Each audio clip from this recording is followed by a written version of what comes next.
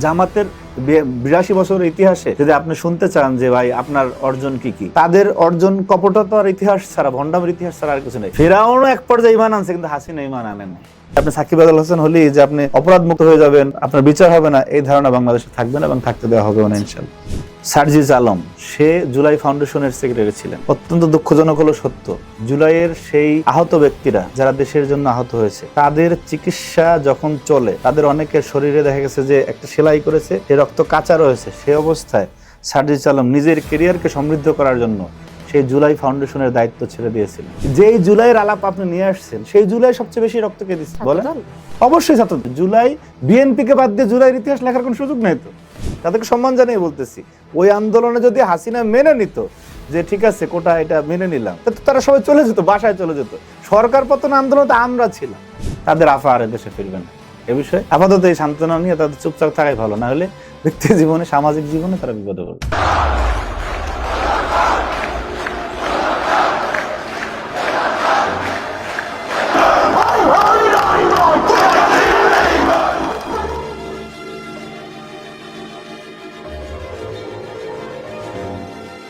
লাখো শহীদের রক্তে কেনা দেশটা কারো বাপের না। হাজারো বজ্রকণ্ঠে ধ্বনিত সেই দেশ বদলের যাত্রায় সাহসী যোদ্ধাদের পাশে ছিল গণতন্ত্রকে ধারণ করা ফেস দ্য পিপল। জুলাইয়ের সহস্র শহীদ, আহত বীর ও সকল যোদ্ধাকে বিনম্র শ্রদ্ধা।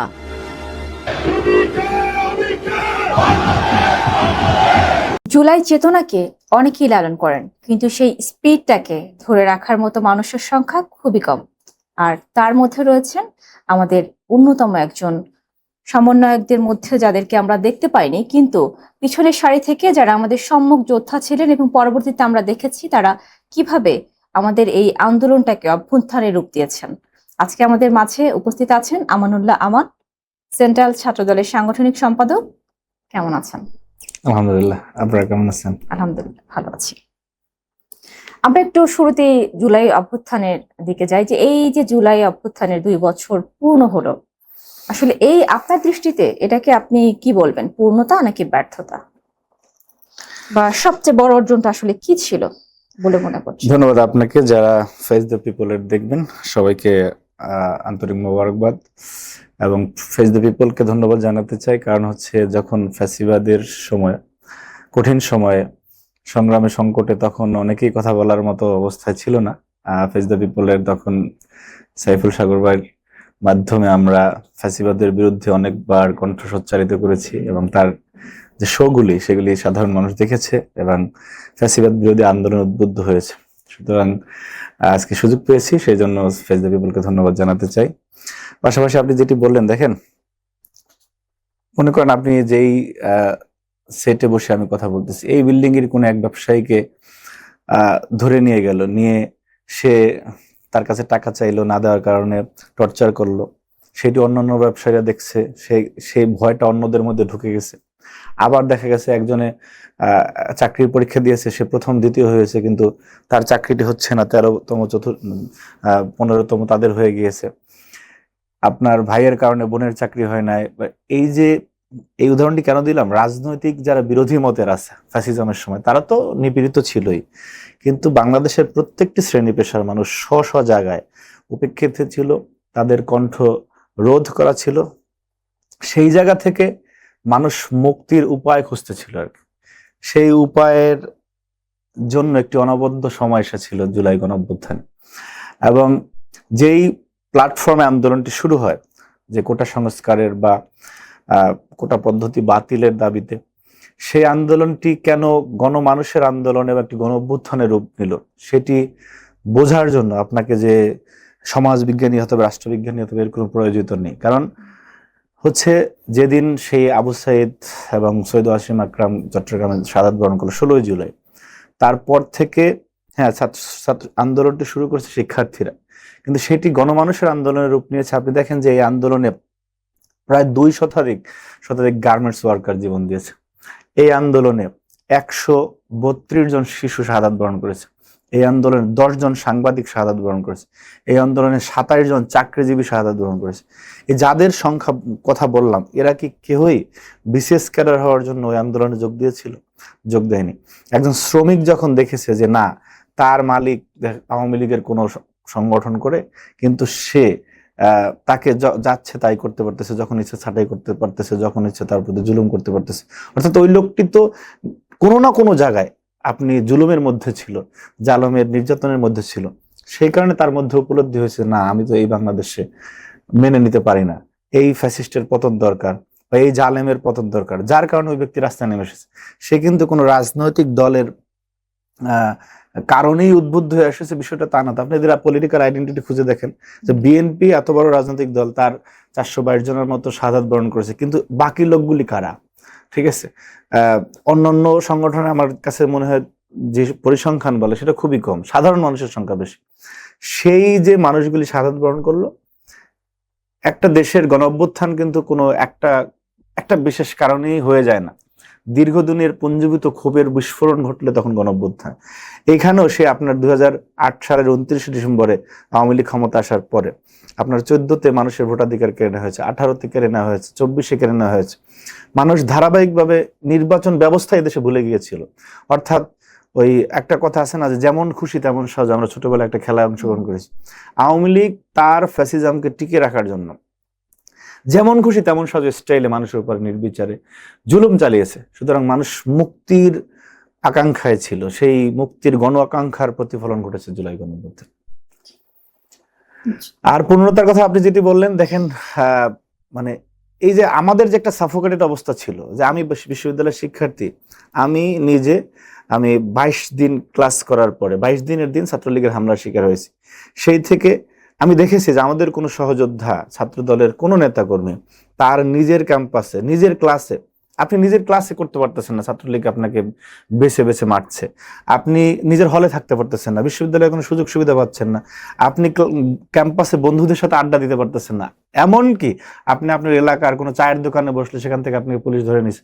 সেই জন্য আমরা খুবই ডেসপারেট ছিলাম যে না, আমরা তো যুদ্ধের মধ্যেই ছিলাম, আমরা এক দফার মধ্যেই ছিলাম। বিএনপি তো এক দফার মধ্যেই ছিল। জুলাই গণঅভ্যুত্থান যখন হয় তখনও তো বিএনপি এক দফার মধ্যেই ছিল। 2023 সালের 28 অক্টোবরের যে প্রেক্ষাপট, সেই তারও 1 মাস আগে সুযোগের অপেক্ষা ছিলাম। হ্যাঁ, অবশ্যই সুযোগের অপেক্ষা ছিলাম। এবং সেই সুযোগের, এইটাই তো ভাষা, গণতান্ত্রিক আন্দোলনের ভাষা। তো আপনি তো সুযোগের অপেক্ষা থাকবেন, এখানে অপরাধের কিছু নেই। আমরা সুযোগের অপেক্ষা ছিলাম এবং সেই সুযোগটির সর্বোচ্চ সদ্ব্যবহার করার জন্য গণতান্ত্রিক আন্দোলনে থাকা একটি রাজনৈতিক দলের যা যা ভাষা, যেসব শব্দ চয়ন করা উচিত, যেসব ভাষা পরিভাষায়, উপভাষায় কথা বলা উচিত, আমরা জুলাই গণঅভ্যুত্থানের সবই করেছি। যার কারণে সকলের সম্মিলিত প্রচেষ্টায় তো সফলতা এসেছে। জুলাই অভ্যুত্থানের সময় আপনি মাঠ পর্যায়ে দায়িত্ব পালন করেছেন। আপনার কি এমন কোনো আবেগপ্লুত ঘটনা আছে যেটা মনে করলে এখনো আপনি আবেগ আপ্লুত হন, যে এই ঘটনাটা আপনার চোখের সামনে ঘটেছিল? দেখুন, আপনার এই আন্দোলনের একটি আন্দোলনকে ত্বরান্বিত করার অন্যতম প্রধান ক্যারেক্টার হচ্ছেন স্কুল এবং কলেজের শিক্ষার্থীরা। আপনার বিশেষ করে নবম দশম শ্রেণী, একাদশ দ্বাদশ শ্রেণীর শিক্ষার্থীরা এবং কওমি মাদ্রাসার শিক্ষার্থীদের অবদানকে যদি আপনি ভুলে যান, তাহলে আপনি জুলাই গণঅভ্যুত্থানের যে প্রকৃত চরিত্র এবং জুলাই গণঅভ্যুত্থানের যে শহীদদের রক্তকে অপমাননা করা হবে। তো এই প্রথম যখন আপনি জুলাইয়ের 2 তারিখ 3 তারিখ যখন এবং 7-8 তারিখের যে বাংলা ব্লকেট, তখন শিক্ষার্থীরা যেভাবে রাস্তায় নেমেছে, এই শিক্ষার্থীদেরকে একটা সময় যখন ছাত্রলীগ হামলা শুরু করলো বা পুলিশি ঝামেলা শুরু করলো, শিক্ষার্থীদের স্বাভাবিক তো এখানে রাজনৈতিক অভিজ্ঞতা তো শিক্ষার্থীদের ওই নবম দশম শ্রেণী ওদের তো একেবারেই কম। তখন এই যে আমার ফোনে আছে, আপনাকে আমি দেখাতে পারবো, যে শিক্ষার্থীদেরকে আমরা বিভিন্ন জায়গায়, যাতে ওরা ভয় না পায়, ঠিক আছে, আপনার পাশে থেকে সমর্থন জানানো, এই প্লাকার্ড কিনে দেওয়া, বা আপনার যে খরচটা হয় বা ব্যানারটা করার, বা ওই যে পতাকা লাঠির সাথে বাঁধা, ওদেরকে উৎসাহ দেওয়ার জন্য আমরা কেন্দ্রীয়ভাবে এটা আমরা পরিচালনা করেছি। যে না, যারা এই মুক্তিকামী, সেটা অপর সংগঠনের সবাই ছিল, সমন্বয়কদের তো বিরামহীন চেষ্টা ছিল, কিন্তু আমাদের সংগঠন থেকে এই কাজটা আমরা চেষ্টা করেছি। যে যেমন আমি আপনার মিরপুরের একাধিক স্কুলের শিক্ষার্থীদেরকে একদম, আমি দেখে মাঝখানে ছিলাম, আমার কিছু সহযোদ্ধা ডানে বামে ছিল, ওরাও আছে।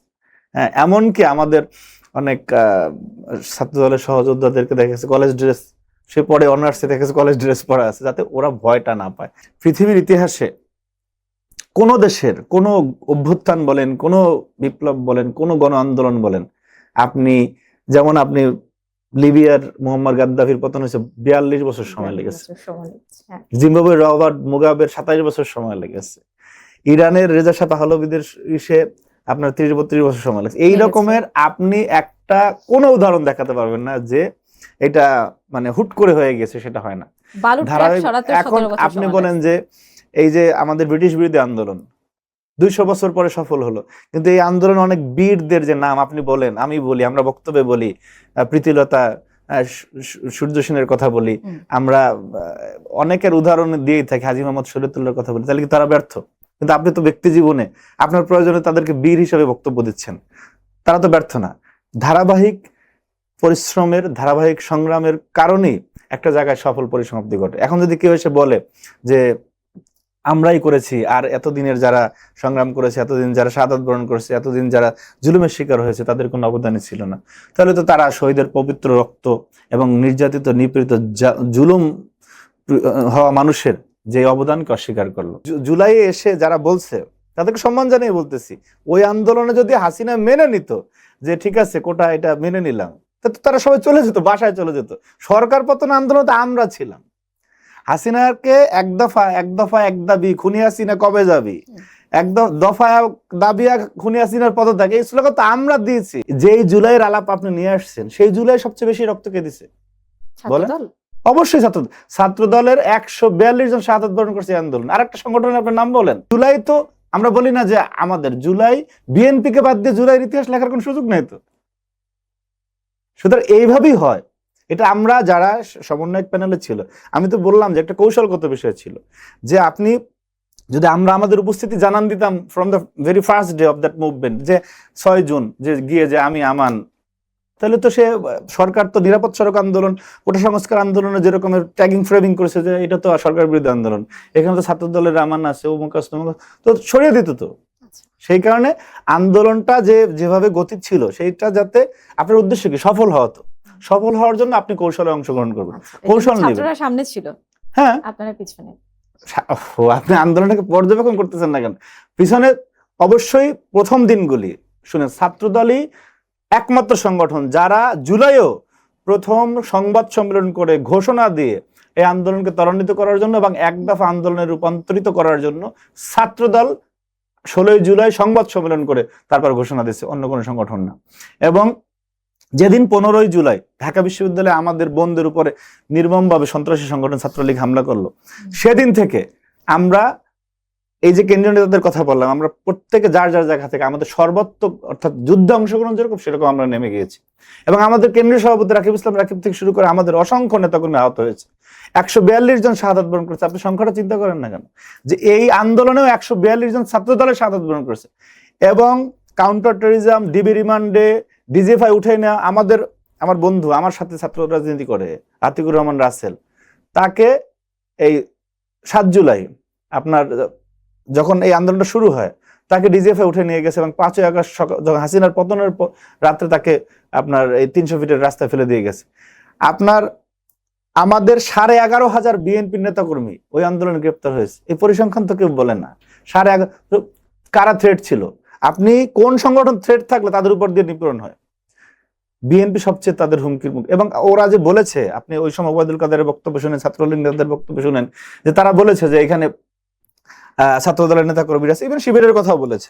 ঠিক আছে, তো আমরা তো সরকার বিরোধী আন্দোলনে ছিলাম, আমাদের ব্যথা, যন্ত্রণা, কষ্ট এগুলি তো আমাদের সবচেয়ে বেশি ছিল, কারণ আমরা নিপীড়নের মধ্যে ছিলাম। সেটা থেকে লাঘব করার যে আকাঙ্ক্ষা, সেটাও আমাদের সবচেয়ে বেশি ছিল। সুতরাং সেই সাদাকে সাদা যারা স্বীকার না করবে, তাদের মনুষ্যত্বের সমস্যা আছে। আন্দোলনের সময় যে প্রত্যাশাগুলো ছিল, জবাবদিহিতামূলক রাষ্ট্র, সাংস্কৃতিক পরিবর্তন, ধরেন রাজনৈতিক যে সাংস্কৃতিক পরিবর্তনটার কথা বলতে চাচ্ছি আমি, এছাড়া যে সুশাসন বা ন্যায় বিচার, এই প্রত্যাশাগুলো এই 2 বছরে কতটুকু বাস্তবায়ন হয়েছে বলে আপনি মনে করছেন? দেখেন, 2 বছরে 2টা টেনিউর, 2টা সরকার এখানে আছে।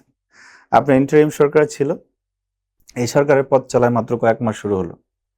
আপনি অন্তর্বর্তীকালীন সরকারের যে সময়টা, সেটার মূল্যায়ন এবং এই গণতান্ত্রিক সরকার এবং জনগণের ভোটে নির্বাচিত যে সরকার, সেটির মূল্যায়ন আমি আলাদাভাবে করতে চাই।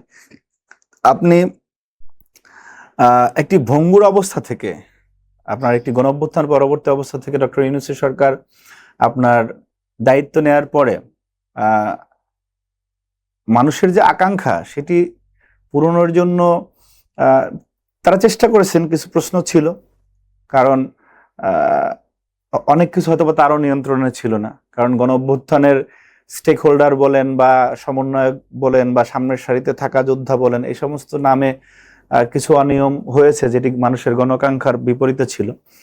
এবং হাসিনা তো গিয়েছে, কিন্তু অনেক কিছু ধ্বংস করে গিয়েছে। বাংলাদেশের যে সাংবিধানিক প্রতিষ্ঠানগুলো, আপনি প্রত্যেকটা জায়গায় যে আপনার পচন ধরে গিয়েছিল, সেই জায়গা থেকে আপনি ওভারনাইট একটা জাতিকে একেবারে সব ঠিক করে ফেলবেন, সেটা ভাবাও আসলে ঠিক না। এবং মানুষের যে প্রত্যাশা ছিল যে আপনি 14, 18 এবং 24-এ 3টি নির্বাচনে মানুষ ভোট দিতে পারে না, সেই একটি জনগণের ভোটে নির্বাচিত সরকারের আকাঙ্ক্ষায় মানুষ ছিল, এবং সেই আকাঙ্ক্ষার প্রতিফলন ঘটেছে।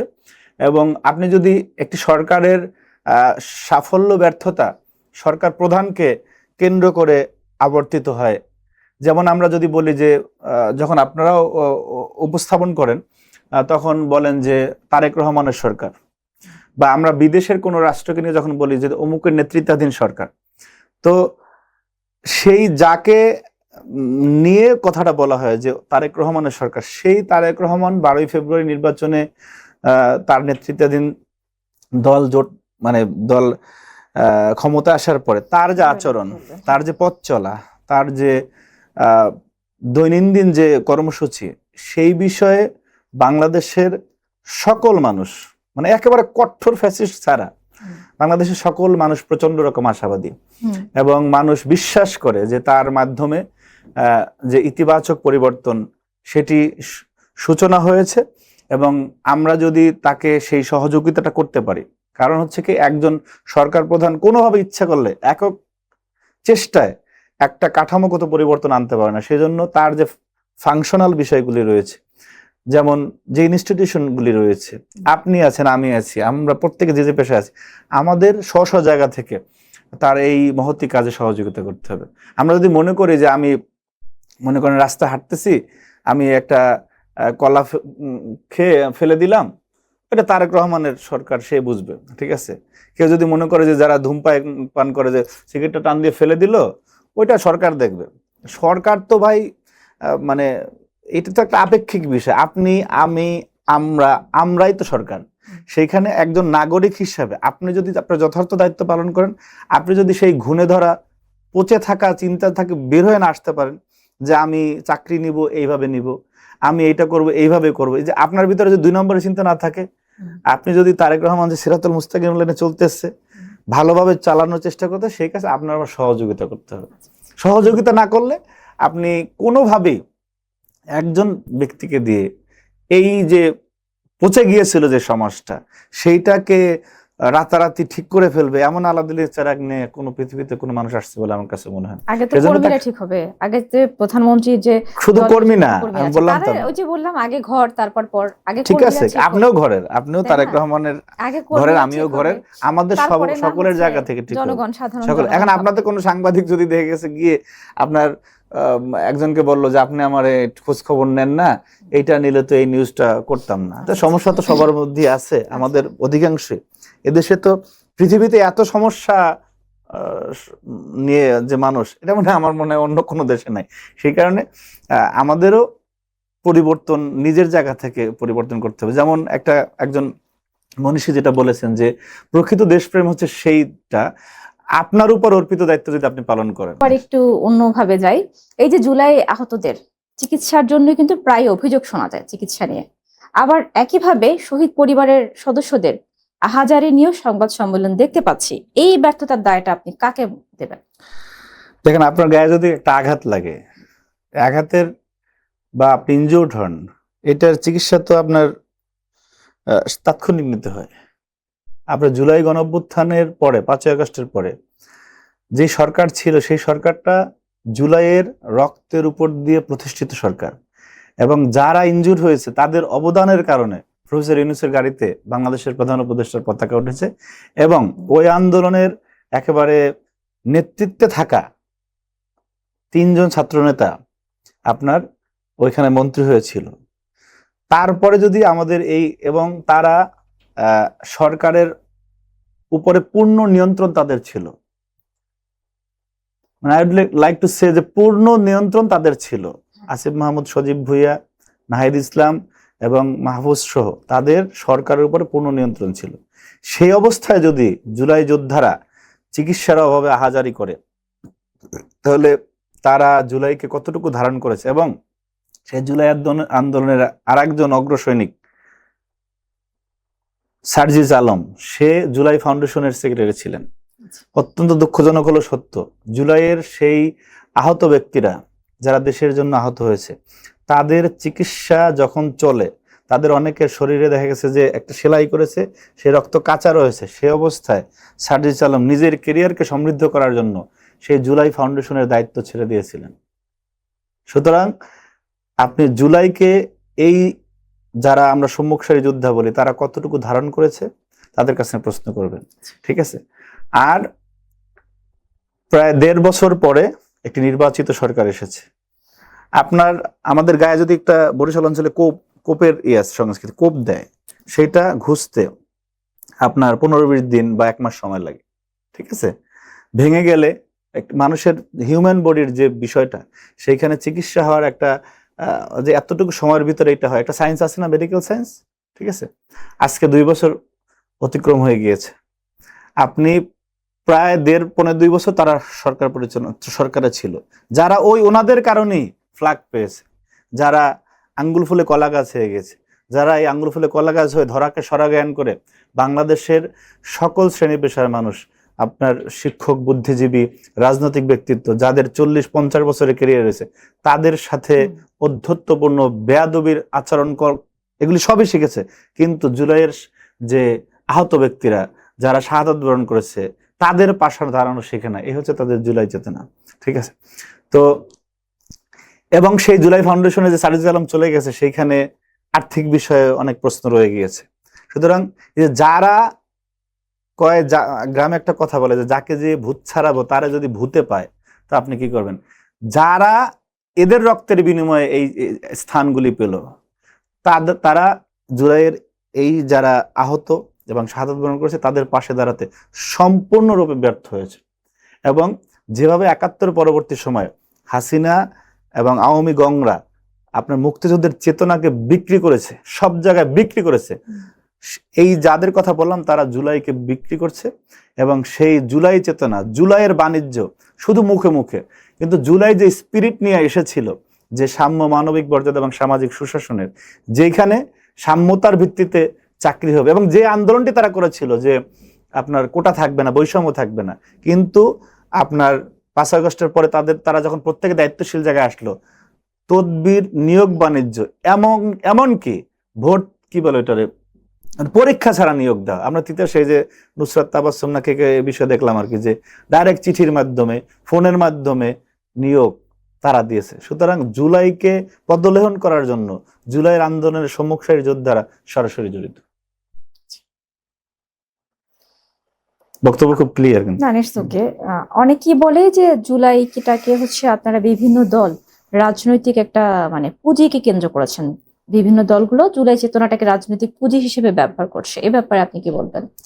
দেখুন, আমি যে দল, আমার যে মূল সংগঠন বাংলাদেশ জাতীয়তাবাদী দল বিএনপি এর আগে বারবার রাষ্ট্র ক্ষমতা এসেছে, মানুষের ভোটে এসেছে।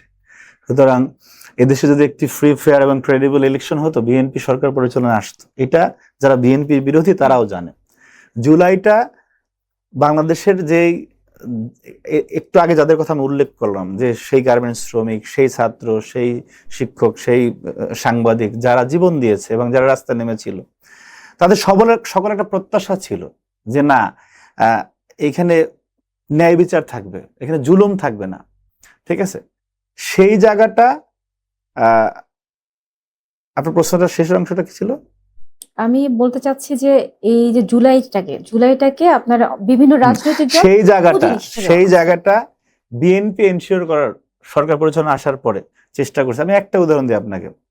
দেখেন, আমাদের দেশে যারা সংসদ নির্বাচন করে, এইটা আমরা ছোটবেলা থেকে দেখে এসেছি যে ঋণ খেলাপির বিষয়টা হুম। বিএনপি আওয়ামী লীগ সরকার পরিচালনা ছিল, তাদের ছিল, অপরাপর প্রায় সব দলের এটা ছিল। কিন্তু দেখেন যে বর্তমান বাংলাদেশের যে অ্যাটর্নি জেনারেল, সে বিএনপির একদম ছাত্র রাজনীতি করা থেকে, ছাত্রদল করা থেকে শুরু করে আজকে পর্যন্ত বিএনপি করেন, এবং বিএনপির সকল ক্রুশিয়াল মোমেন্টে বিএনপির সিনিয়র নেতাদের, ইভেন দেশাত্রী বেগম খালেদা জিয়া, তারেক রহমানের আইনজীবী ছিলেন। সে এখন অ্যাটর্নি জেনারেল। সে অবস্থায় এবং বিএনপি সরকার পরিচালনায় থাকা অবস্থায় তার একজন এমপি, যিনি কিনা 9 বছর আপনার ফ্যাসিস্ট হাসিনার জাতাকলে পরে জেলে ছিলেন, তো সেই কারণে তিনি ঋণ খেলাপি হয়েছেন, আসলাম চৌধুরী, বিএনপির যুগ্ম মহাসচিব, যে দল বাংলাদেশের সরকার পরিচালনা আছে, এই কোর্টের এই সেট আপ থাকা অবস্থায়, এবং সে বিএনপির মানে ডাবল ভোট পেয়ে এমপি হয়েছে, তার মানে সংসদ সদস্য পদ বাতিল হয়েছে। আপনি যে জুডিশিয়ারির উপরে যে সরকারের কর্তৃত্ব নাই, বিচার বিভাগ যে স্বাধীনভাবে চলতেছে, এবং এই যে জুলাইয়ের চেতনা, এই বাণিজ্য যে বিএনপি করে না, সেটা তো বিএনপির প্রত্যেকটা পদে পদে স্টেপে স্টেপে প্রমাণিত হচ্ছে। তারেক রহমানের যেটা বললাম না, আচরণে, চলনে, বলনে, কথোপকথনে, সব জায়গায় সে তার স্লোগান, এবং এই দলের স্লোগান কি, সবার আগে বাংলাদেশ। এই জায়গায় আপনি অন্য কাউকে চিন্তা করে দেখেন যে যদি জামাত বা আওয়ামী লীগ ক্ষমতা থাকতো, তার একজন এমপি কে, এবং সে তো ঋণগ্রস্ত হয়েছে তার 9 বছর। আপনার মনে করেন এই প্রতিষ্ঠানটার যে মালিক, সে যদি অন্যায়ভাবে 9 বছর জেলে থাকে, তাহলে অনেক সেটআপই তো থাকবে না, এমনকি প্রতিষ্ঠান বন্ধ হয়ে যেতে পারে। এবং সে নির্বাচনের আগে মানে ব্যাংকগুলো তার অনাপত্তি দিচ্ছে যে না, সে পরে পরিশোধ করে দিচ্ছে। তারপরও যখন সে তার হলফনামা জমা দিচ্ছে, ওই সময় সে ঋণগ্রস্ত ছিল। এই ধরনের একটা চিন্তা নিয়ে সুপ্রিম কোর্ট তাকে সংসদ সদস্য পদ থেকে বাতিল করে দিল। এই হচ্ছে বিএনপির রাজনীতি। এবং আপনি অন্য যারা এই বাংলাদেশে এখন এক্সিস্ট করে, জামাত এবং এনসিপি, আপনি শুধু এই যে রাজনৈতিক সমালোচনার ক্ষেত্রে না, তাদের পুঁজি এবং তাদের ব্যবসা মূলত জুলাই। কারণ হচ্ছে জামাতের 82 বছরের ইতিহাসে যদি আপনি শুনতে চান যে ভাই আপনার অর্জন কি কি, তাদের অর্জন কপটতার ইতিহাস ছাড়া, ভণ্ডামের ইতিহাস ছাড়া আর কিছু নেই। জীবনে তাদের প্রতিষ্ঠা লগ্ন থেকে প্রথম তারা গণমানুষের অনুকূলে প্রথম কোন সিদ্ধান্ত নিয়েছে, এন্ড দ্যাট ইজ জুলাই গণঅভ্যুত্থান। এই জুলাইয়ের যে বেচা কিনা, জুলাইয়ের নামে সেই বাণিজ্য এই বাংলাদেশ জামায়াত ইসলামী এবং এনসিপির মাধ্যমে হচ্ছে। ঠিক আছে, তারা জুলাইয়ের ব্যবসা করতেছে। এই বিষয়ে তারা আপনাদেরকে ওখানে আসলে প্রশ্ন করবেন যে আপনি এই ব্যবসা বাণিজ্য কেন করেন? কারণ বাংলাদেশের মানুষ তো আপনাদের ব্যবসা করার জন্য রাস্তায় নেমে আসে না। যে আমাদের একজন ওই রকমের নাম বলেন, বা শিবিরের একজনের নাম বলেন উল্লেখযোগ্য, যে এই আন্দোলন শাহাদাত বরণ করছে, ঠিক আছে, করে নাই। আমাদের অসংখ্য নেতা কর্মী, আমি বললাম না 422 জন একটা দলে যদি শাহাদাত বরণ করে, তাদের ওই আন্দোলনে কি রকম অংশগ্রহণ ছিল সেটা পরিসংখ্যানই বলে দেয়। 11,500-এর মতো নেতা, 11,500-11,500-এর মতো নেতা কর্মী ওই জুলাই গণঅভ্যুত্থানে বিএনপির গ্রেপ্তার হয়েছে। বিএনপির একদম সিনিয়র নেতারা থেকে শুরু করে কর্মী পর্যন্ত। আমাদের ওই আন্দোলনে আপনার কাউন্টার টেরোরিজম, ডিবি রিমান্ডে, প্রত্যেকটা জায়গায় বাংলাদেশে হাজার হাজার, মানে 11,000 সংখ্যাটা ছোট না, অনেক বড় সংখ্যা। পক্ষান্তরে অন্য দলের কয়জন ছিল? তার মানে কি সরকার মনে করছে যে এই আন্দোলনের সবচেয়ে বড় থ্রেট কারা, কাদের দ্বারা আন্দোলন পরিচালিত হচ্ছে, কারা ব্যাকগ্রাউন্ডে আছে, সবকিছু হাসিনার ইন্টেলিজেন্স জানতো। কিন্তু যখন গণমানুষের সবাই রাস্তায় নেমে গেছে, যেটা গণ আন্দোলন যেরকম হয়, গণ অভ্যুত্থান যেরকম হয়, আপনি এখান থেকে কয়েক পা দূরে ফার্ম ভিউ মার্কেটের সামনে মোশাররফ করিমরা সবাই রাস্তায় নেমে এসেছিল, শিল্পীরা। মোশাররফ করিম কি কোনদিন বিশেষ করার জন্য চেষ্টা করছে, বা হওয়ার জুলাই গণ অভ্যুত্থান পরবর্তী চাওয়া ছিল? তারও তো চাওয়া ছিল যে না, বাংলাদেশে একটি কথা বলার স্বাধীনতা থাকুক, বাক স্বাধীনতা থাকুক, মানুষের, এদেশের যে আমি নাগরিক, এই দেশের বিএনপির 31 দফায় বলা হয়েছিল যে দেশের মালিকানা দেশের মানুষের কাছে ফিরিয়ে দিতে চায়, সেটা হলো বিএনপির লক্ষ্য। তো এই জমিন, এই সমাজ, এই রাষ্ট্র, এটা তো আপনারা আমাদের সকলের। কোন দানবীয় শক্তি যদি মনে করেন ক্ষমতা গ্রহণ করে বলে যে না, এখানে আমি ছাড়া আর কেউ কোন কথা বলতে পারবে না, সেই প্রথা ভেঙে দেওয়ার জন্য মানুষ রাস্তায় নেমেছিল। বর্তমান বিএনপি নেতৃত্বাধীন সরকারের যে কার্যক্রমগুলো হচ্ছে, এটাকে আপনি কিভাবে মূল্যায়ন করবেন, বা সাফল্যটাকে কিভাবে দেখছেন, আর ঘাটতিটা কোথায় আছে? দেখুন, যেটা একাধিকবার বলা হলো যে সরকারের যে পথ চলা, সেটি সরকার প্রধানের নামের সাথে আপনার জড়িয়ে আমরা বলি যে অমুকের নেতৃত্বাধীন সরকার। তার বিষয়ে আপনার বাংলাদেশের মানুষ যে প্রচন্ড রকম ইতিবাচক, এবং বাংলাদেশের মানুষ স্বপ্ন দেখে যে না, এই পথ চলা ও ভালোভাবে চলতে থাকুক।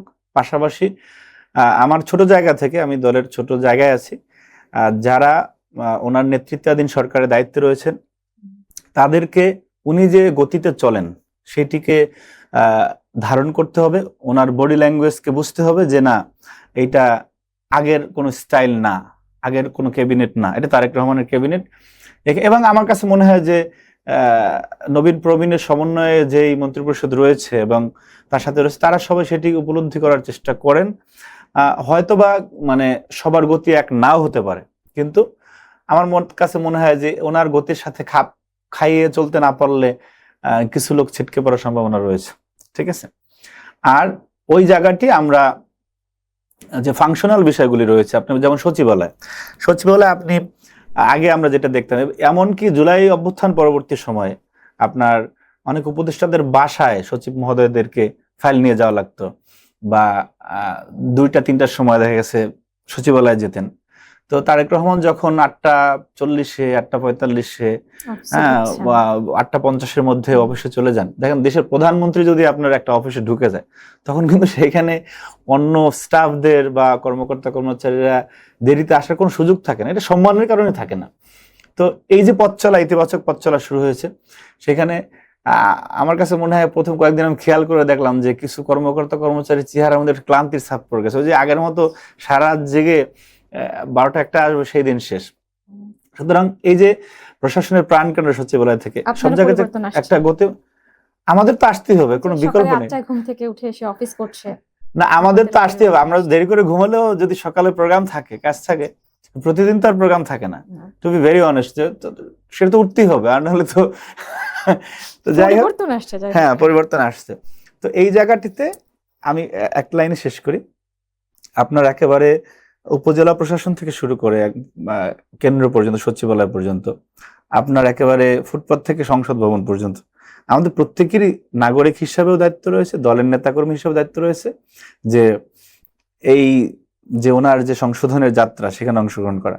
কারণ এই যে দেখেন ট্রাফিক সিস্টেমটা, এই আগে শুধু আপনি একটা উদাহরণ, এই তারেক রহমানের এই কয় মাসে আপনি নিজে এখানে বসে কয়েকশো ইতিবাচক উদাহরণ দিতে পারবেন, কয়েকশো। শুধু একটা কথা বলি যে কিছুদিন আগে আমরা আমাদের কেন্দ্রীয় সংসদের শীর্ষ 6জন নেতৃবৃন্দ এবং ঢাকা বিশ্ববিদ্যালয়ের শীর্ষ 7জন আমাদেরকে মাননীয় প্রধানমন্ত্রী মানে সচিবালয়ে ডেকেছিলেন আর কি, যে ওই যে উনি যে ক্যাম্পাসে গেলেন তার পরের দিন সেখানে আমাদের সামনে একজন মন্ত্রী মহোদয়ের বিষয়ে উনি মানে কথা উঠেছিলেন আর কি। ঠিক আছে, যে ট্রাফিক পুলিশের আইন ভঙ্গ করে সম্ভবত ওনাদের একটা গাড়ি উল্টো দিক থেকে আসছিলেন।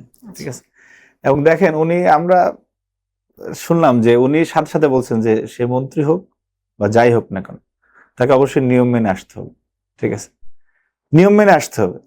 এই যে আমরা সামনে থেকে যারা দেখলাম, আমাদের অনেকের তো দেখা গেছে যে অনেকের মাথায় হেলমেট থাকে না, তো আমরা একজন আরেকজনের দিকে তাকাচ্ছি যে পরিবর্তন আসছে, আর কোনো সুযোগ নেই। ঠিক আছে, যে এখন আমাদের দেখা গেছে কেন্দ্রীয় সংসদেরও যারা শীর্ষ নেতৃবৃন্দ, ওই যে গাড়িতে 3জন ওঠা বাইকে, যেটা আগে ছাত্র রাজনীতি ছিল, তারপর হেলমেট ছাড়া সবাই আমাদেরকে দিয়ে দেখছে যে আমাদের মধ্যে তো পরিবর্তন চলে আসছে। যে আপনি এই যে এলাকায় যাচ্ছেন, শত শত ছেলে বাইক নিয়ে আসবে, ভাই হাত জাগাইতেছে, এগুলি এক প্রতিদিন কোনো না কোনো ইতিবাচক উদাহরণ তৈরি করতেছে। ঠিক আছে, এবং সেটা আমাদের সবাই ফলো করতেছে। ওনার বডি ল্যাঙ্গুয়েজ, উনি কি বোঝাতে চাচ্ছেন, উনি কিভাবে দেশ চালাতে চাচ্ছেন, সেটা বুঝে যারা চলতে পারবে তারা ভালো করবে, যারা চলতে পারবে না তারা ছিটকে যাবে। একটা অভিযোগ প্রায় শোনা যায় যে দেশের মূলধারার যে গণমাধ্যমগুলো সেটা অতীত আওয়ামী লীগ সরকারের দ্বারা প্রভাবিত। যদি বলি যে 17 বছরে তারা আওয়ামী লীগের অনৈতিক যে কাজগুলো, অর্থনৈতিক বিষয়টা, দুর্নীতি বা অর্থ পাচার, এই বিষয়গুলোকে তারা প্রচার করেনি, মিডিয়াতে আসতে দেয়নি। আবার সাথে সাথে বিএনপির যে আন্দোলন সংগ্রাম বলেন বা ভালো যে কার্যক্রমগুলো ছিল এটাকে প্রচার করেনি তারা। এই ব্যাপারটাকে আপনি কিভাবে দেখবেন? দেখেন, একটা ফ্যাসিবাদী শাসন কাঠামো শুধুমাত্র একটা ফ্যাসিস্ট দল বা একটা ফ্যাসিস্ট সরকারের মাধ্যমে টিকে থাকে না, অনেকগুলি স্টেক হোল্ডার থাকে। হাসিনার ফ্যাসিবাদী শাসন কাঠামোকে টিকে রাখার জন্য এই যে মানে কালচারাল ফ্যাসিস্ট এবং এই মিডিয়ার আমরা দেখেছি যে কতটা নগ্নভাবে এই মিডিয়া হাসিনার পদলেহন করেছে। অনেক চ্যানেলের অনেক সাংবাদিকরা তারা সাংবাদিকতার যে বস্তুনিষ্ঠতা তারা ভুলে গিয়ে, আমরা দেখেছি হাসিনার প্রেস কনফারেন্সে মনে হতো এখানে ওই যে একটা কবিতা আছে না, সাহেব মো সাহেব, সেরকম আর কি, যে তৈলমর্দন করার যে বিষয়টা এবং তাকে আরো ফ্যাসিস্ট করার জন্য যে সমস্ত প্রশ্ন করা যায়, যে সেই রকমের সংবাদ সম্মেলনে আমরা হাসিনার এসে দেখেছি। এবং আপনার এই যে অনেক জঙ্গি নাটক হয়েছে বাংলাদেশে, সাধারণ মানুষ বিরোধী মতের এবং ব্যবসায়ীদেরকে ধরে নিয়ে আপনি যে বন্দুক যুদ্ধের গল্প আমরা শুনেছি, যে উৎপে থাকা সন্ত্রাসীরা র্যাবকে গুলি করে, র্যাবও পাল্টা গুলি করলে সন্ত্রাসী অমুক মারা যায় অথবা অমুক জঙ্গি মারা যায়। হঠাৎ করে বাংলাদেশে কি এমন হয়ে গেল যে আপনি একটা ঘটনা কিরকম শুনেন? একটা ঘটনা নেই। কোনোদিন কি কোনো কাউকে শুনেছেন, কোনো মিডিয়ার যে সিনিয়র সাংবাদিক কেউ কি বলেছে যে এইটা ভুল, এটা অন্যায়, বা এটাকে অন্যায় মেনে চুপ থেকেছে যে না আমি এই চাকরি করব না? বা অনেকে আছে না যে বিপদগ্রস্ত হবো না কিন্তু ঘৃণা লাগে আমি চুপ থাকলাম, সেরকম কাউকে দেখিনি। এখন তো অনেকের অনেক বড় বড় নীতি বাক্য শুনি। অনেকে আমরা এই যে জয় মামুনদেরকে দেখলাম যে 5 তারিখের পরে বলতেছে যে না আগের মতো আর চলবে না, ঠিক আছে। কিন্তু হাসিনাকে ফ্যাসিস্ট বানানোর জন্য এই যে যারা, আমার কাছে মনে হয় যে এই যে যারা ওই সময় ভয়াবহভাবে হাসিনাকে দানবীয় ফ্যাসিস্ট করার জন্য জড়িত ছিল তাদেরও বিচার হওয়া উচিত। সে যেই পেশারে থাকুক না কেন অবশ্যই। আর না হলে মানে সুযোগ পেলে এই লোকগুলি বা তাদেরকে দেখে একটা শ্রেণী ভাববে যে না আসলে যা ইচ্ছা তাই করা যায়, বিচার হয় না, বিচারহীনতার সংস্কৃতি থেকে যাবে। সেই জন্য আমার কাছে মনে হয় যে যেই পেশারে থাকুক, আপনি এই যে যেমন মেহের আফরোজ শাওনের বিষয়টা, আপনি এই যে 132 জন শিশু মেরে ফেললো, সেই যাত্রাবাড়ির রায়ের বাজারের আপনার আব্দুল আহাদ 4 বছর বয়স, আমাদের নারায়ণগঞ্জের রিয়াগোপ থেকে শুরু করে সাফকাত নামে একটা ছেলে ছিল 10 বছরের, সে এইভাবে যে এত শিশুদেরকে মারলো, সেই শিশু হত্যাও যার বিবেককে নাড়া দেয় না, সে আজকে বিবেকের আলাপ করতেছে, সে আজকে মানবতার কথা বলতেছে যে মেহের আফরোজ শাওনরা এরকমের। আপনি অপকর্ম এবং দানবের পক্ষে, খুনির পক্ষে অবস্থান নেবেন, কিন্তু আপনাকে কেউ কিছু বলতে গেলে আমি শিল্পী, আমি খেলোয়াড়, আমি সাংবাদিক, এইগুলো দিয়ে এগুলি চলতে দেওয়া যাবে না। কারণ আপনি যদি আওয়ামী লীগ করে অপরাধ করেন, আপনার পরিচয় আওয়ামী লীগের এবং অপরাধী, তারপরে আপনি সাংবাদিক না আপনি নায়ক না নায়িকা সেটা পরের বিবেচ্য বিষয়। যে আপনি যে সাংবাদিক হলেই বা নায়ক নায়িকা হলেই, খেলোয়াড় হলেই, আপনি সাকিব আল হাসান হলেই যে আপনি অপরাধ মুক্ত হয়ে যাবেন, আপনার বিচার হবে না, এই ধারণা বাংলাদেশে থাকবে না এবং থাকতে দেওয়া হবে না ইনশাল্লাহ। এই যে সামাজিক যোগাযোগ মাধ্যমে যে জুলাইকে নিয়ে যে কটাক্ষ করার কথা বিদ্রুপ করলো, তো এইটা রোধ করার জন্য আপনি রাষ্ট্র বা রাজনৈতিক দল বা নাগরিক সমাজের ভূমিকাটা আসলে কি হতে পারে? আমরা বিএনপি, জামাত বা এনসিপি বা যেই দল করুক না কেন, আপনি দেশের স্বার্থে আপনি একটা বিরোধিতা তো গণতন্ত্রেরই ভাষা, গণতন্ত্রের সৌন্দর্য, সেগুলো থাকবে। কিন্তু আমার মনে হয় যে জুলাই প্রশ্নে সবাই আমাদের প্রচন্ড রকম ঐক্যবদ্ধ অবস্থান রয়েছে এবং আওয়ামী লীগ যে হম্বিদম্বি করে, যে আওয়াজ দেওয়ার চেষ্টা করে, আমার কাছে মনে হয় যে শুধুমাত্র এই যে কিছু পথহারা কর্মীদেরকে আপনার বুস্ট আপ করার জন্য এটা দিল্লি থেকে এই আওয়াজগুলি দেয়া হয় আর কি। বাস্তবিক অর্থে আওয়ামী লীগ রাস্তায় নামার মতো বা এই যে বলে 5-10 লাখ এই কোটি সেই কোটি, এই ধরনের এটা কোনো সম্ভবই না। কারণ আমরা 5-10 লাখ নামুক, আমরা তো দেখতে চাই যে কোন 5-10 লাখ নামবে। এটা নামলেই তো বোঝা যাবে যে কারা আওয়ামী লীগের জন্য কি করে, কিন্তু এটার কোনো সুযোগ আছে বলে আমি মনে করি না। আর সামাজিক যোগাযোগ মাধ্যমে যেটা হচ্ছে সেটা এই বিষয়ে এটা একটা মানে বিশাল সেক্টর হয়ে গিয়েছে আর কি। মানে বাংলাদেশের জনসংখ্যা 20 কোটি, কিন্তু দেখা গেছে যে ফেসবুক আইডি রয়েছে 25-27 কোটি, ঠিক আছে। তো এইটা আমাদের একটি বিশেষ দল, এই যে তাদের যে বট ফোর্সের মাধ্যমে বা বট বাহিনী যেটা আমরা শুনি 5 তারিখের পরে, তাদের অসংখ্য আইডি রয়েছে। এবং জামাতের যে আওয়ামী লীগ পুনর্বাসন বা আওয়ামী লীগের এই যে মানে কথাবার্তা জামাতের একটা পরোক্ষ ভূমিকা আছে। কারণ হচ্ছে আপনার স্পষ্ট মনে থাকবে 7 বা 8ই আগস্ট জামাতের আমির বলেছিলেন যে আওয়ামী লীগকে ফ্যাসিস্ট বলা উনি পছন্দ করেন না, ঠিক আছে। এবং সর্বপ্রথম মনে হয় যে শহীদের রক্ত যখন শুকায় নাই তখন যে এই যে মাফ করে দেওয়া, সেটা কিন্তু জামাতের আমির বলেছিলেন যে আওয়ামী লীগকে তিনি মাফ করে দিয়েছিলেন। অথচ ওই সময় কোনো ভাইয়ের জন্য তার বোন কাঁদতে ছিল, কোনো বাবার জন্য সন্তান কাঁদতে ছিল, সেই অধিকার তো তাকে কেউ কেউ দেওয়া হয় না। আমার ভাইকে মারছে, আপনি মাফ করে দেয় আর কি। তো সেই তারা সূচনা করেছে। এবং ভোটের রাজনীতিতে, 12ই ফেব্রুয়ারির ভোটের রাজনীতিতে ফ্যাসিস্টের তো অনেকেই, তো সবাই তো আর পালিয়ে যায় না, হাজার হাজার লাখ লাখ মানুষ রয়েছে। সেই ভোটটাকে তাদের বাক্সে নেওয়ার জন্য জামাত সর্বরকম চেষ্টা করেছে। তাদের অনেক এমপি ক্যান্ডিডেট, তাদের মাধ্যমে আমরা বক্তব্য শুনেছি যে চাঁপাইনবাবগঞ্জের 3-এর এবং নাম বলা, অনেকগুলি নাম বলা যাবে, যে আওয়ামী লীগ, জামাত, এবং ঘরে ঘরে গিয়ে ওনারা বলেছে যে যদি মানে ভোট দিলে তাদের কোনো সমস্যা হবে না, বা স্থানীয় আওয়ামী লীগের অনেক ব্যবসায়ীর কাছ থেকে অনেক সুবিধা নিয়েছে। এরকম অনেক অসংখ্য প্রমাণ রয়েছে, অসংখ্য উদাহরণ রয়েছে। কিন্তু আমার কাছে মনে হয় যে না, দিন শেষে আওয়ামী লীগের এই যে যারা খুনিরা আছে, যে যারা এই যেমন হাসিনা এবং আসাদুজ্জামান কামাল সহ অনেকের বিরুদ্ধে কিন্তু রায় হয়ে গেছে ইতিমধ্যে, এবং প্রায় 77-78টি মামলা একটু গতকালকে মাননীয় স্বরাষ্ট্রমন্ত্রী বললেন যে বিচারাধীন রয়েছে। অনেকগুলি মামলা আপনার রায়ের অপেক্ষমান। এরকম আমার কাছে মনে হয় যে আওয়ামী লীগ যতই কথাই বলুক না কেন, এর শুধু সামাজিক যোগাযোগ মাধ্যমে সীমাবদ্ধ। বাস্তবতা হলো আওয়ামী লীগকে রাস্তায় নেমে কোনো পরিস্থিতি তৈরি করতে পারবে এমন কিছু বাংলাদেশ হবে না ইনশাল্লাহ, কোনো সুযোগই নেই। যে জুলাই অভ্যুত্থানের ইতিহাস, এটাকে সংরক্ষণ করা বা এই ইতিহাস যাতে বিকৃত না হয়, এ ব্যাপারে আপনার মতামত কি হতে পারে? যে কিভাবে আসলে এটাকে আমরা, কি ধরনের উদ্যোগ নেওয়া উচিত আমাদের? দেখুন,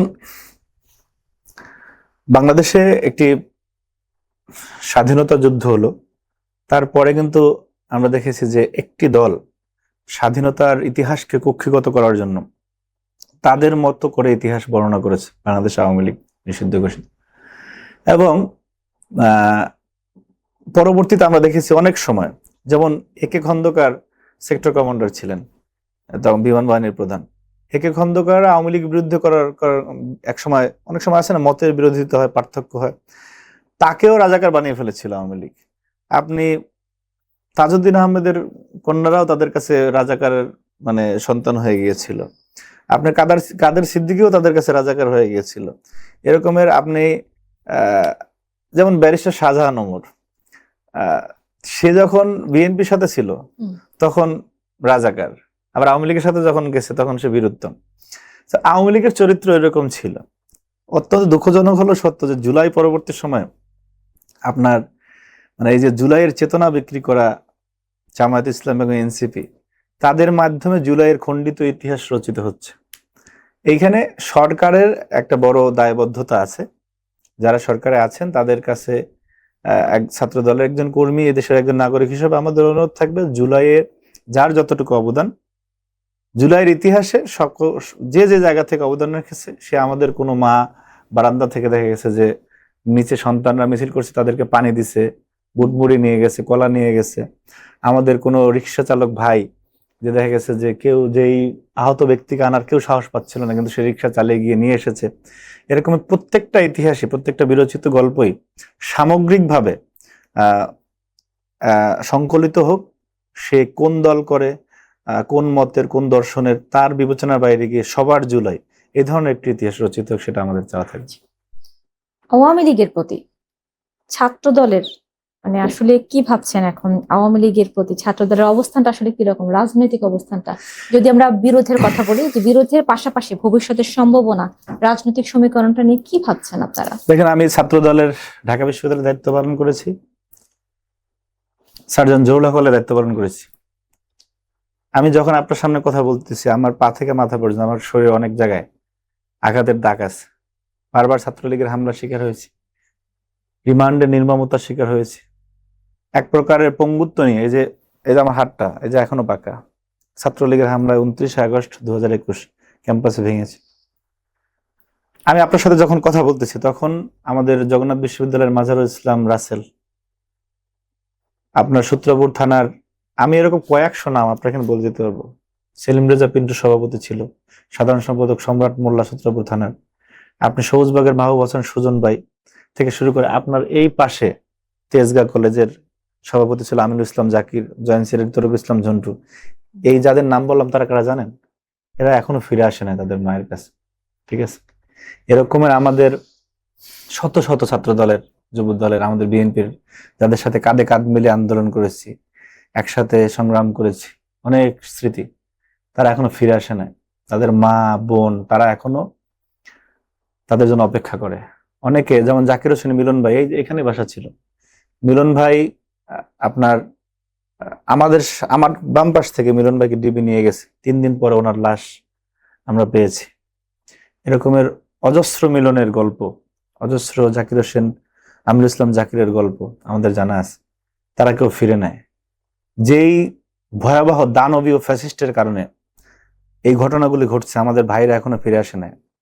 তারা বাংলাদেশে মানে রাজনীতি করবে কোনো বিচার ছাড়া, এটা আমরা বেঁচে থাকতে হতে দেব না ইনশাল্লাহ। আওয়ামী লীগের প্রত্যেকটা ঘটনার বিচার হবে এবং বাংলাদেশের আইন অনুযায়ী যে বিচার হওয়া উচিত সেটা হবে। তারপরে বাংলাদেশের মানুষ সিদ্ধান্ত নেবে যে আওয়ামী লীগ রাজনীতি করতে পারবে কি পারবে না। আওয়ামী লীগের যারা মনে করতেছে যে তাদের বিপদ কেটে গিয়েছে বা তারা কোনো বিদেশি প্রভু তাদেরকে বসিয়ে দিবে, সেটা তারা ভুলের স্বর্গে বাস করতেছে। কারণ তাদের তো অনেক প্রভু ছিল। জুলাই গণঅভ্যুত্থান তো বাংলাদেশের মানুষ বিদেশি কোনো প্রভুর কথা শুনে নাই, তাদের পতন হয়েছে এবং পালিয়ে যাওয়া লেগেছে। সুতরাং বাংলাদেশের মানুষই সিদ্ধান্ত নেবে যে তাদের বিচার হতে হবে। এই প্রশ্নে কোনো বিএনপির নেতাও যদি নমনীয় থাকে আমরা তার বিরোধিতা করব। এই প্রশ্নে জামাত বলেন, এনসি বলেন, কেউ বলেন, যদি নমনীয় হয় তার বিরুদ্ধে মানুষ অবস্থান নেবে, আমরা রাস্তায় নামব। আওয়ামী লীগের বিচার হতেই হবে। কেন হতে হবে? বিচার হতে হবে এই দেশের জন্য, আপনার জন্য, আমার জন্য, সকলের জন্য।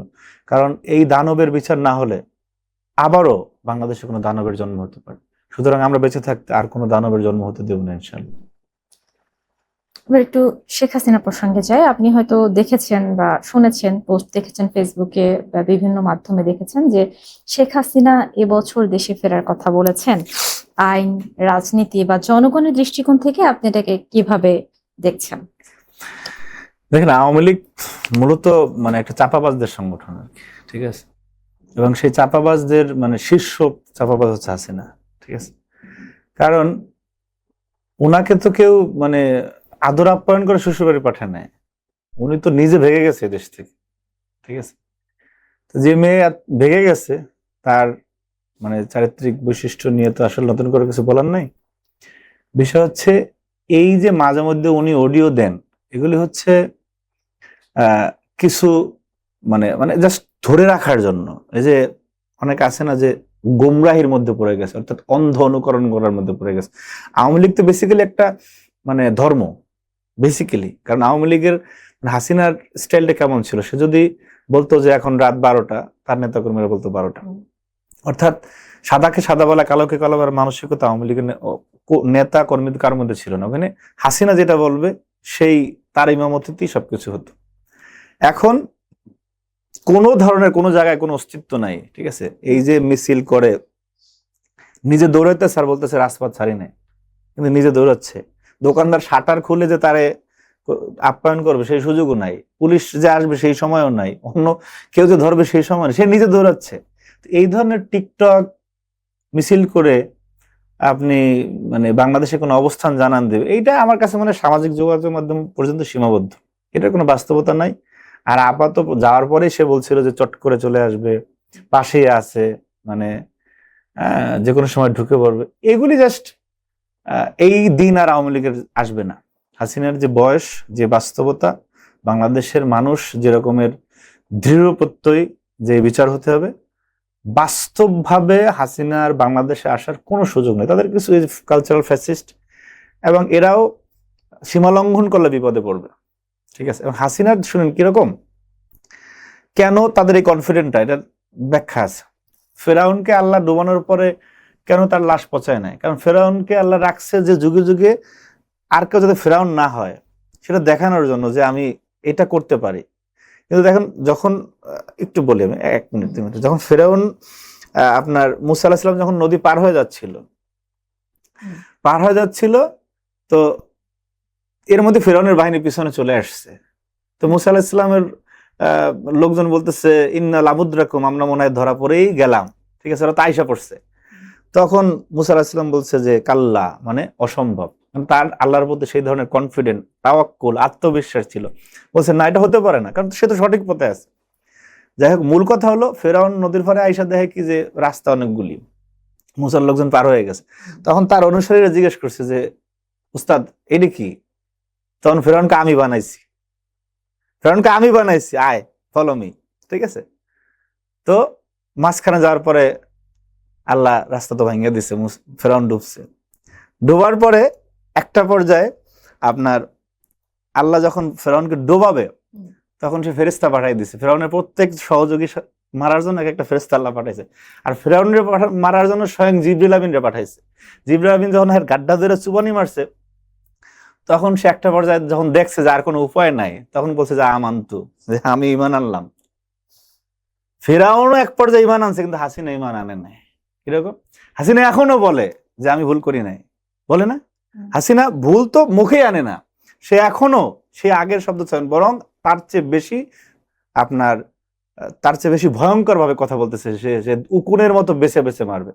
কত বড় মানে দানব, কত ভয়ঙ্কর, ঠিক আছে। সুতরাং তার যে আল্লাহ ধরছে, ইন্না কাইদি মাতিন, আল্লাহ বলছে আমি যখন ধরি শক্ত করে ধরি, কিন্তু সে উপলব্ধি করতে পারে না। এই যে একেবারে ফুটপাত থেকে সংসদ ভবন পর্যন্ত, মসজিদের ইমাম পর্যন্ত আওয়ামী লীগ করার কারণে ভাগা লাগলো, পালানো লাগলো, এদের ভিতরে কোনো উপলব্ধি নাই, কিন্তু আল্লাহ ধরবে, ঠিক আছে। হাসিনার বিচারও হবে, আল্লাহ তো ধরছে শক্ত করে, কিন্তু তারা টের পাবে না, কারণ ওদের অন্তরে আল্লাহ মোহর মেরে দিচ্ছে।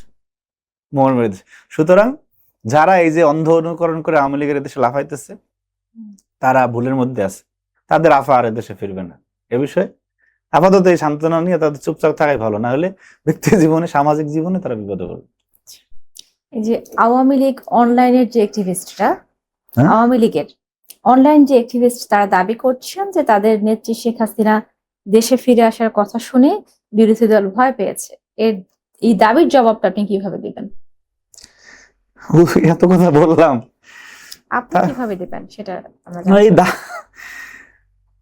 যারা বলতেছে তারা কোথায়? তারা একটু রাজুবাস করে যে আসুক, বা কোথায় বঙ্গবন্ধু অ্যাভিনিউ না, 23 বঙ্গবন্ধু অ্যাভিনিউ গুলিস্তান, এখানে আসুক, আইসা দাবি করুক। ফেসবুকে দাবি করলে হবো নাকি?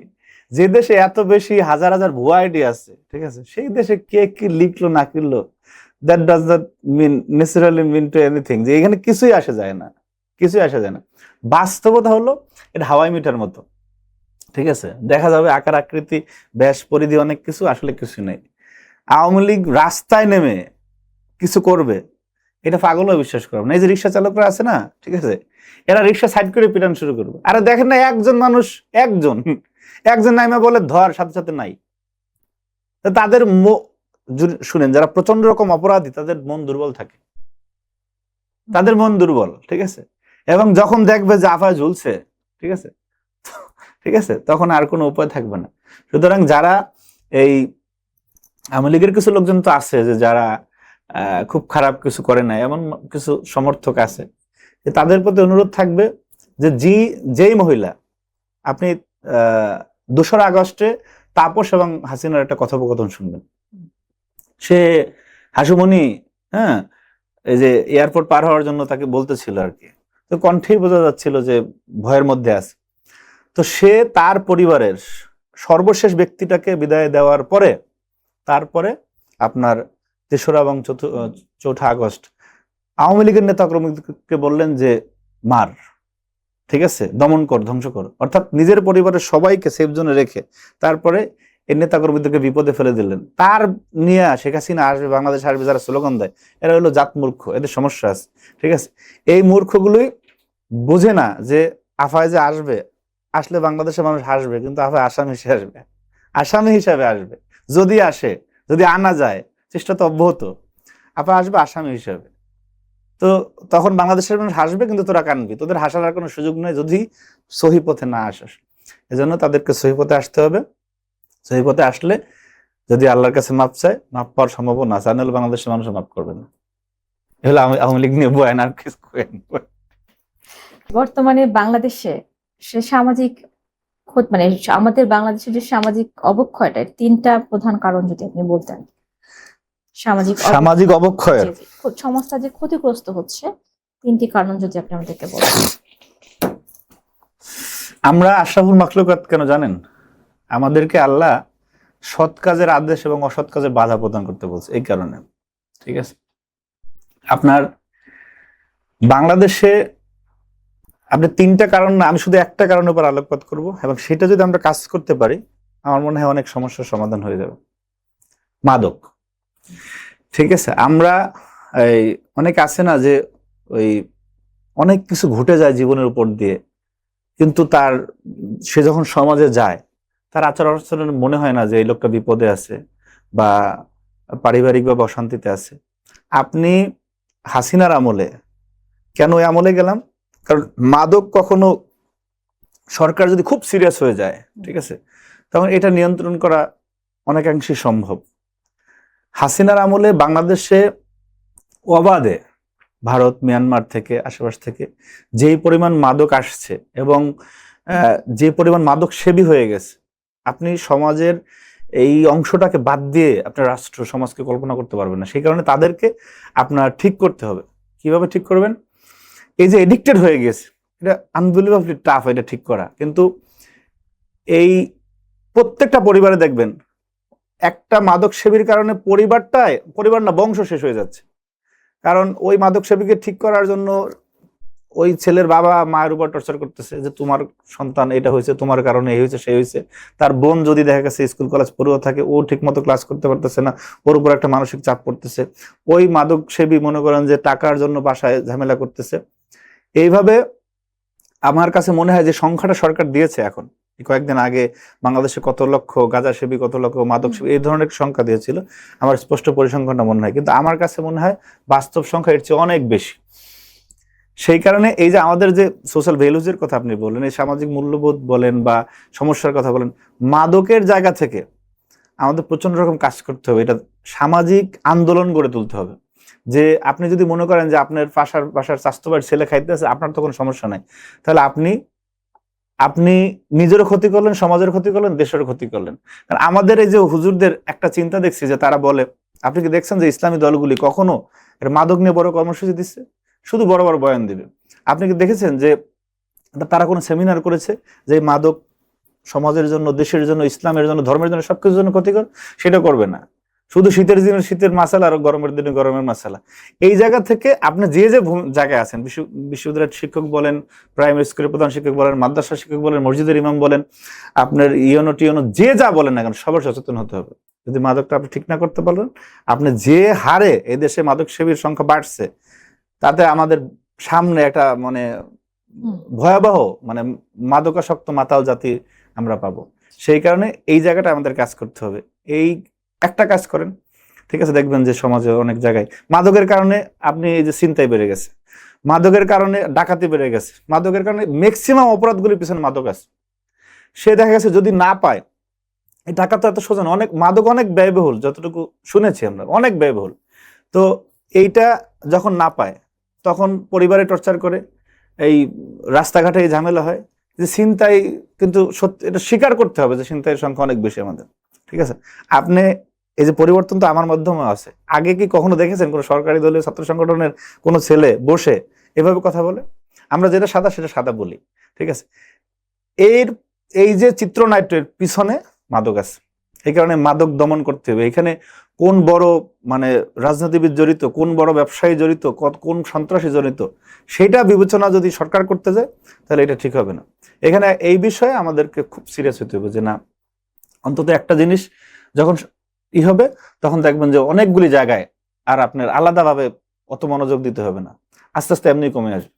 সুতরাং এই মাদক যাতে কমে, মাদকের ব্যবহার যাতে কমে, এবং আমাদের প্রত্যেকটা পরিবারে সেই সচেতনতা থাকতে হবে যে আপনি বিশেষ করে নবম দশম শ্রেণীর এবং ইন্টারমিডিয়েটের ফার্স্ট ইয়ার সেকেন্ড ইয়ার যারা যেই জেনারেশনের মাধ্যমে এদেশে গণ অভ্যুত্থানের সফল হয়েছে, তারা কোথায় যায় এই বিষয়ে এই সময়টায় পরিবারের প্রচুর মনোযোগ দিতে হবে যে আমার সন্তান কই যায়, কাদের সাথে মিশে, তার সার্কেল কি, এগুলি চেক দিতে হবে।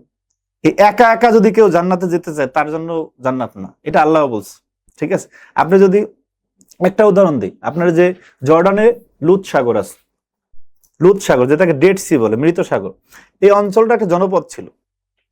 এই জনপদে এক সময় মানে এক এক নবীর যে এক একটা ছিল না, যে দোয়া করতো যে আল্লাহ এরা আমার কথা শুনতেছে না, ধ্বংস করে দেয়, এরকম অনেক ঘটনাই তো আছে।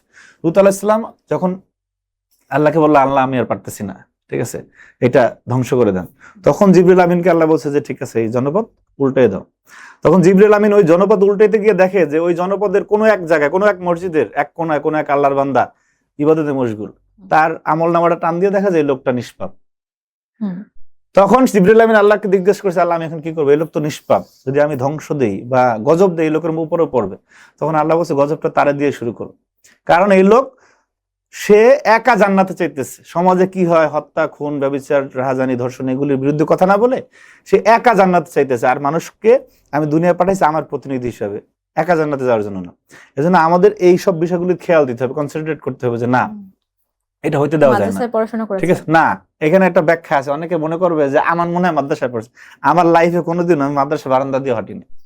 আপনাকে ইসলাম জানতে হলে মাদ্রাসায় পড়তে হবে, এর কোনো বাধ্যবাধকতা নেই, ঠিক আছে, কারণ আপনি মুসলমান, আপনি এটা জানবেন, এবং অন্যান্য ধর্ম আপনি জানবেন। জানার ভিতরে সৌন্দর্য আছে, জানার ভিতরে উপকারিতা আছে, জানার ভিতরে জ্ঞানের বিষয় নিহিত আছে, জানতে হবে, ঠিক আছে। সুতরাং আপনি মানে প্রপার মুসলমান হওয়ার জন্য যে আপনাকে মাদ্রাসায় পড়তে হবে, এটা আমি মনে করি না। ধন্যবাদ। আচ্ছা, লাস্ট যদি আপনাকে আমি কোনো প্রশ্ন করি, সেটা হচ্ছে যে আপনি জুলাই অভ্যুত্থানের একজন অন্যতম অংশীদার ছিলেন, অভ্যুত্থানের আন্দোলনে ছিলেন অন্যতম অংশীদার হিসেবে। আপনাকে যদি বলা হয় যে আপনি তরুণদের উদ্দেশ্যে কি বার্তাটা দিতে চাচ্ছেন, যেটা আগামী 5 বছরের মধ্যে যেটাকে সর্বাধিক মানে কি বলবো আমরা, যে প্রায়োরিটি দিতে পারি, যে আসলে এটা আমাদের পরিবর্তনের জন্য দরকার তরুণদের উদ্দেশ্যে? তরুণদের উদ্দেশ্যে ইনক্লুডিং মি, তরুণদের উদ্দেশ্য হচ্ছে আমাদের দেশের যে শিক্ষা ব্যবস্থা, সেটা হচ্ছে আমরা যে এই যে ম্যাট্রিক, ইন্টার, অনার্স, মাস্টার্স, ঠিক আছে, এই যে প্রচুর সার্টিফিকেট নির্ভর, মানে আমরা মনে করি যে কেউ যদি মাস্টার্স না করে তাহলে একটু পিছিয়ে আছে। এই যে আমাদের চিন্তা, এখানে আমাদেরকে কারিগরি শিক্ষার মধ্যে মনোযোগ দিতে হবে। আপনি ঠিক আছে, আপনি কম্পিউটার জানেন, আপনি কারিগরি যেটা বিষয় জানেন, চীন কেন এত আগানো? তারা আপনি স্কুল পড়া অবস্থা থেকে এক্সট্রা কারিকুলাম অ্যাক্টিভিটিস যেগুলি, কো কারিকুলাম অ্যাক্টিভিটিস গুলি, সেগুলি দিয়ে শিক্ষার্থীদের মনোযোগী হয়। অর্থাৎ এই যে আমাদের জেনারেশন এবং আমাদের দেশে যে একদম ভয়াবহ রকমের বিসিএস ক্যাডার হওয়ার মানসিকতা, সেই জায়গা থেকে আমাদেরকে বের হয়ে আসতে হবে, নিজের উদ্যোক্তা হতে হবে, আলাদা কিছু করার চিন্তা করতে হবে যে না আমিও পারি, ঠিক আছে, সেই চিন্তা। এবং সরকার যেটা শুরু করেছে যে সিট ফান্ডিং, যে কেউ যদি নিজে চিন্তা করলো যে আমি এই কাজটা করব, তাকে সরকার থেকে সহায়তা করা যায়। সিট মানে বীজ, ঠিক আছে, একটা বীজ থেকে যেরকম একটা গাছ হয়, গাছটা থেকে অনেক কিছু হয়, সেরকমের যারা স্টার্ট আপটা করতেছে, যে নতুন একটা কিছু শুরু করতে চাচ্ছে, নতুন উদ্যোক্তা হচ্ছে, তাদেরকে সরকারি সহায়তা দেওয়া। সরকার এখানে এগিয়ে আসছে। এখানে আমাদের সবাইকে এভাবে চলতে হবে, প্রচুর খেলাধুলা করতে হবে, মাদক থেকে দূরে থাকতে হবে, রাজনীতি করতে হবে না, আপনি রাজনীতি করতে হবে না, রাজনৈতিকভাবে সচেতন হতে হবে। প্রত্যেকটা মানুষেরই রাজনৈতিকভাবে সচেতন থাকতে হবে। আপনি এইখানে যে বসে আছেন না, এর মধ্যে সবকিছু রাজনীতি দ্বারা আবর্তিত হচ্ছে। আপনি রাজনীতির বাইরে না, আমি রাজনীতির বাইরে না। আমি রাজনৈতিকভাবে অসচেতন ছিলাম বলেই হাসিনা 17 বছর টিকে ছিল। আমরা যদি এই যে দেশটা কারো বাপের না, এটা যদি আরো 10 বছর আগে বলতাম, তাহলে হাসিনা এত বছর থাকতো না। সুতরাং রাজনৈতিকভাবে সচেতন হতে হবে আমাদের। আর হচ্ছে যারা মানে তরুণদের উদ্দেশ্যে, পাশাপাশি সিনিয়রদের এটা থাকবে যে আমার কথা যদি হয়তো বা 10 জন শুনতে পারে বা 10,000 মানুষ শুনতে পারে, কিন্তু বলে গেলাম আর কি।